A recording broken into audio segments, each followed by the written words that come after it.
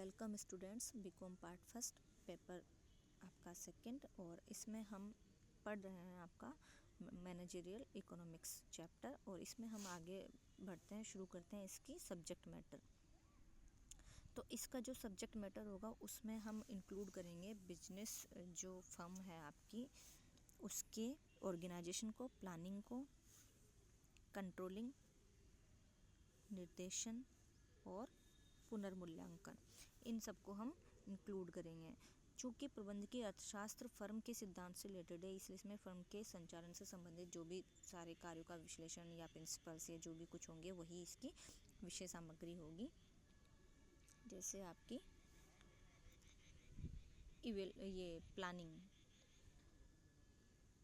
आपको क्या करना होता है, कुछ निश्चित उद्देश्य होते हैं फर्म के, उनको प्राप्त करने के लिए वो भावी योजनाएं बनाता है, जिसे फाइनेंशियल प्लानिंग करेगा, प्रोडक्शन प्लानिंग करेगा, सेल्स प्लानिंग करेगा। ऑर्गेनाइजेशन में आप क्या करोगे, आपकी प्लानिंग बन गई है, उसके बाद में जो प्रोडक्शन के, उत्पत्ति के जो विभिन्न साधनों के संगठन की समस्या आती है कि संगठन का मतलब आपके जो भी जितने भी सारे साधन हैं, land, capital, labour, management and आपका साहस, तो इनके बीच में तालमेल बिठाने का कार्य संगठन के माध्यम से होगा। इसके अलावा डायरेक्शन का कार्य जो है आपका वो करेगा, क्योंकि आपकी योजना बन गई है, संगठन भी तैयार हो गया है, अब आप कार्य कैसे करेंगे, तो कार्य करने के लिए समय समय पर निर्देश देना पड़ेगा। और निर्देशन का कार्य जो है उसके लिए प्रबंधक एक सच्चा मित्र, मार्गदर्शक और दार्शनिक का कार्य करता है। अब चूँकि आप लोगों ने ये सारी चीज़ें इस स्टेप पे आ गए, लेकिन इसके बाद नियंत्रण की भूमिका को, कंट्रोलिंग की जो स्टेप है उसको आप नज़रअंदाज नहीं कर सकते, क्योंकि आप ये देखोगे कि जो आपने प्लानिंग्स बनाई है उनका जो क्रियान्वयन है, वो जो आपने डायरेक्शंस दिए हैं उनके अकॉर्डिंग हो रहा है या नहीं। और अगर नहीं हो रहा है तो फिर उनके लिए आपको कंट्रोलिंग करनी होगी, जैसे production controlling, financial controlling, finance आप ज़रूरत से ज़्यादा खर्च कर रहे हो, लिमिट से ज़्यादा जा रहा है या उस क्षेत्र में नहीं हो पा रहा है जहाँ होना चाहिए, तो उनके लिए फिर आप कंट्रोलिंग मेथड्स अपनाओगे। देन आपका नेक्स्ट जो होगा वो होगा इवेल्युएशन।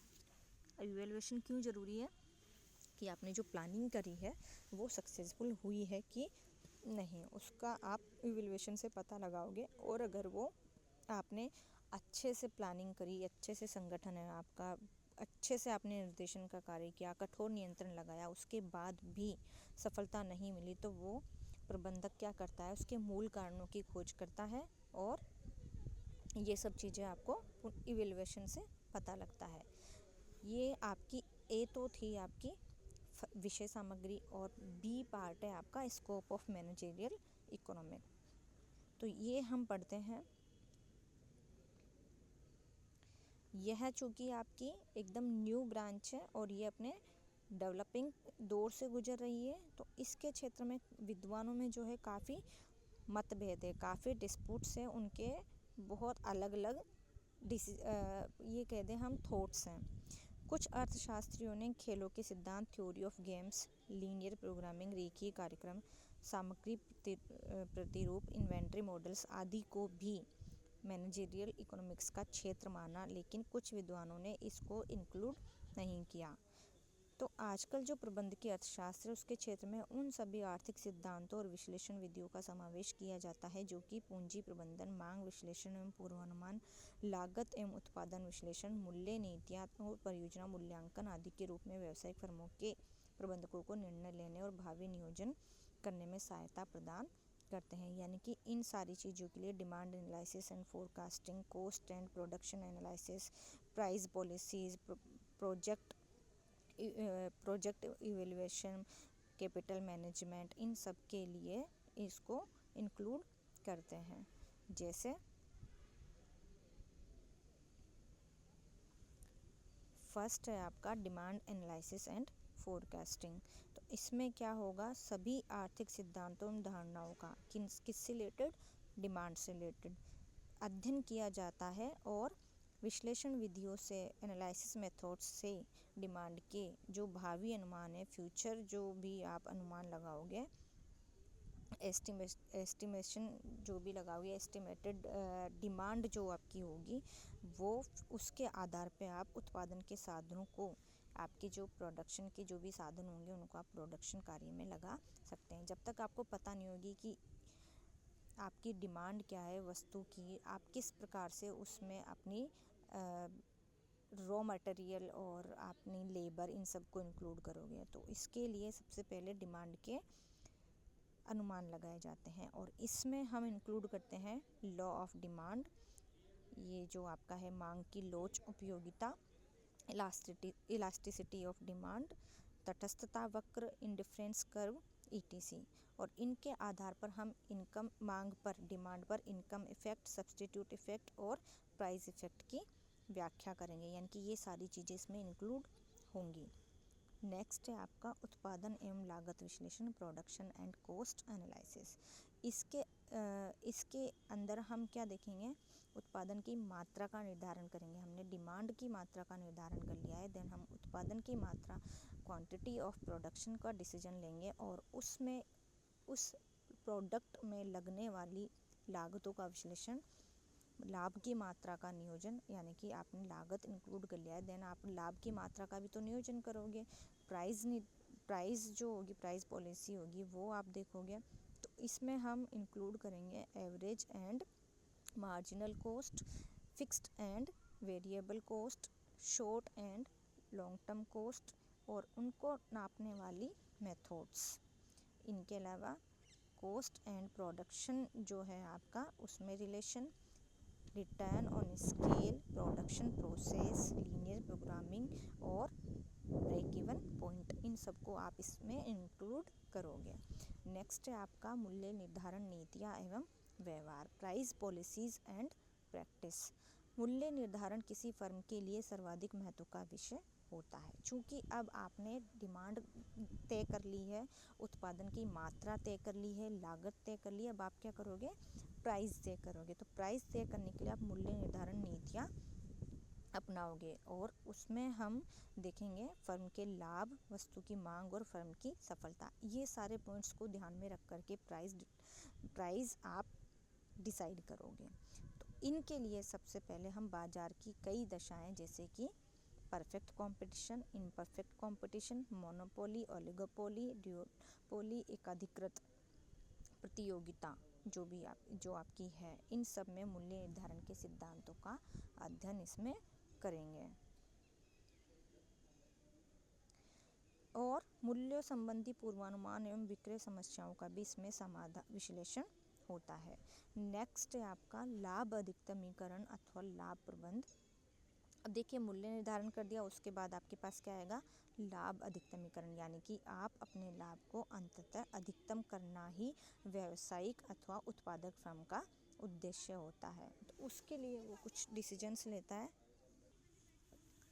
तो लाभ के लिए लाभ की मात्रा, मूल्य, आगम और लागत पर निर्भर करती है, यानी कि जो आपकी जो क्वांटिटी ऑफ प्रॉफिट होगा, यानी कि प्रॉफिट आपकी कितनी होगी, वो डिपेंड करता है आपके प्रोडक्ट के प्राइस पर, प्रोडक्ट की रेवेन्यू और प्रोडक्ट की कॉस्ट पर। यानी कि कॉस्ट माइनस जो प्राइस होगा वो आपका रेवेन्यू या फिर हम कहें लाभ की मात्रा होगी।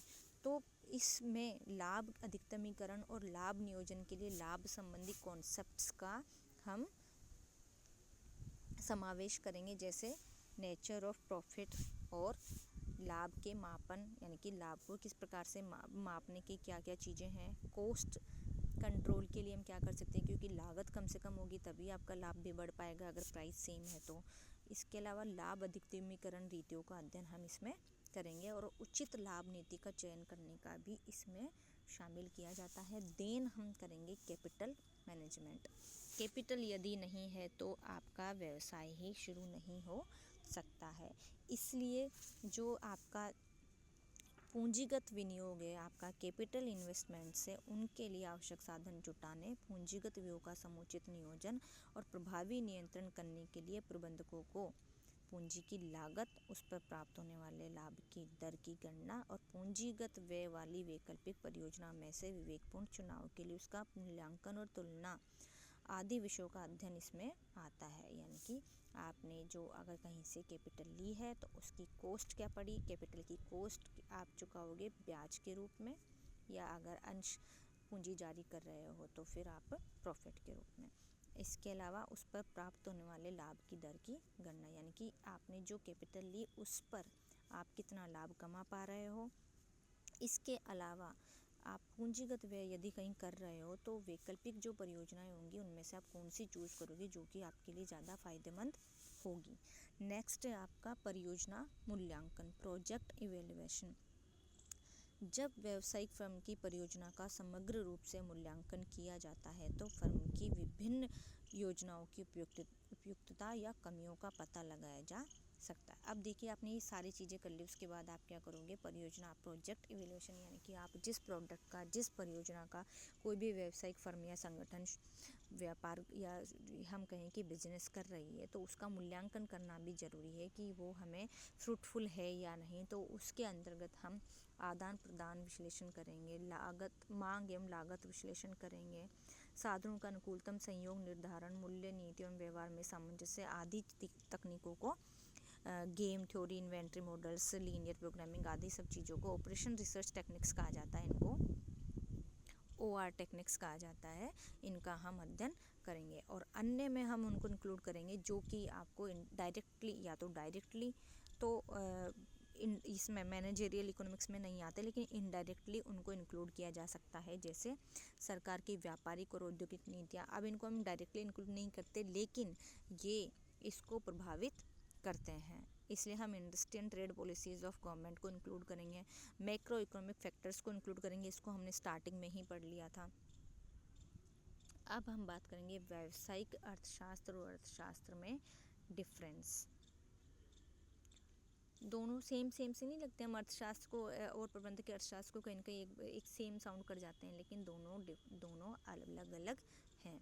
जैसे आपका जो अर्थशास्त्र है वो तो काफ़ी ज़्यादा मैक्रो लेवल का है, जबकि जो मैनेजरियल जो अर्थशास्त्र है वो आपकी छोटी सी शाखा है, इसको आप माइक्रो लेवल पे मान सकते हो। इसके अलावा अर्थशास्त्र में व्यष्टि और समष्टि दोनों का समावेश होता है, जबकि प्रबंधकीय अर्थशास्त्र में सिर्फ व्यष्टि अर्थशास्त्र का ही अंग होता है। ये अर्थशास्त्र आपका ज़्यादा पुराना है, जबकि प्रबंधकीय अर्थशास्त्र इसकी नई शाखा है और इसका उद्गम कब हुआ, सेकेंड वर्ल्ड वॉर के बाद। इसके अलावा जो अर्थशास्त्र है आपका उसमें व्यक्तिगत एवं फर्मों दोनों का अध्ययन होता है, जबकि अर्थशास्त्र में व्यावसायिक फर्मों की समस्याओं का अध्ययन होता है।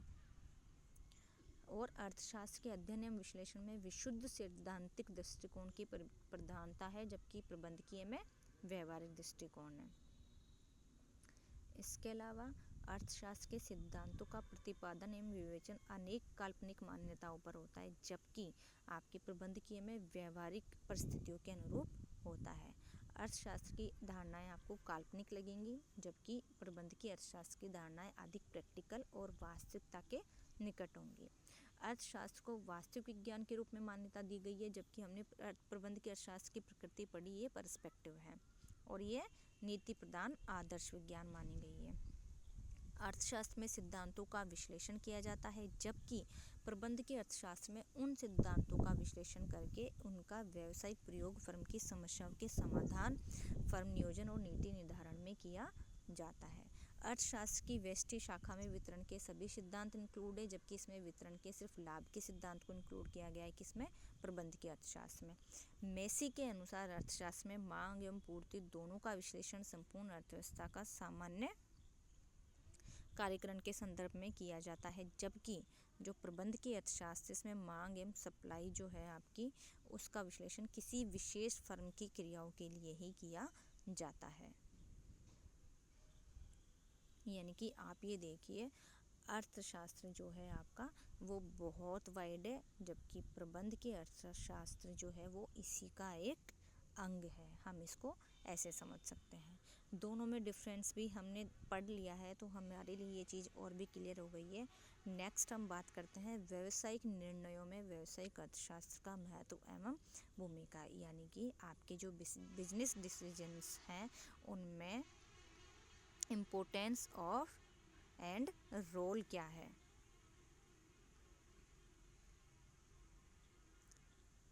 इसको हम शुरू करेंगे, लेकिन मैं सोच रही हूँ इसको हम नेक्स्ट पार्ट में कंफर्म करें, नहीं तो ये कंटिन्यू नहीं हो पाएगा। 15 मिनट्स का वीडियो है हमारा, तो उसमें तो ये पॉसिबल ही नहीं है क्योंकि हम इसको स्टार्ट कर रहे हैं।